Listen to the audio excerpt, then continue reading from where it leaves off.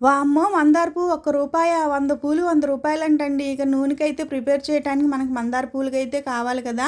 అందుకని పూలైతే తెప్పిచ్చేసాననమాట. అట్లాగే మర్రి చెట్టు ఊడలు, అట్లాగే మనకి గుంట గొరడాకు ఇవే కదా మెయిన్ గుంట గొరడాకు. ఇండిగో అయితే పొడి తెప్పిచ్చేసాను. ఇక అన్నీ కడిగి మిక్సీ బట్టి అయితే ఏసేసి కొబ్బరి నూనె, ఆముదం, అట్లాగే నువ్వుల నూనె అన్నీ కలిపి ఆయిల్ అయితే ప్రిపేర్ చేస్తున్నానండి. కానీ 3 కేజీలతో మొదలైన మన జర్నీ ఇప్పుడు 15 కేజీలకి మొదలైందనమాట.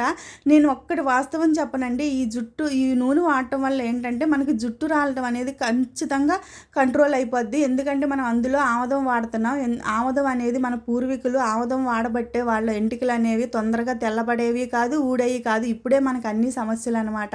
అన్నీ కల్తీ నీళ్ళు వాడటం వల్ల మనం స్వచ్ఛమైన గాని నుంచి తెచ్చే నూనె కాబట్టి మనకి ఎటువంటి ఎయిర్ ఫాల్ అనేది అవ్వదు. కానీ జుట్టు అనేది బాగా పొడుగు పెరిగిద్దా అంటే అది మాత్రం ఏ నూనె పెరగదండి. ఇది మాత్రం వాస్తవం చెబుతున్నా. పెరిగితే ఒక బెత్తుడు పెరిగిద్దేమో. ఆ జుట్టు పెరగడం అనేది మన వంశపారంపర్యంగా వచ్చేది, మన అమ్మమ్మలకి తాతలకి ఉండేదనమాట. అంతేగాని మనకు జుట్టు అనేది ఇంత పొడుగు పెరగదు. కాకపోతే హెయిర్ ఫాల్ కాదు, జుట్టు ఊడిన చోట మళ్ళీ వచ్చిద్ది అనమాట. నూనె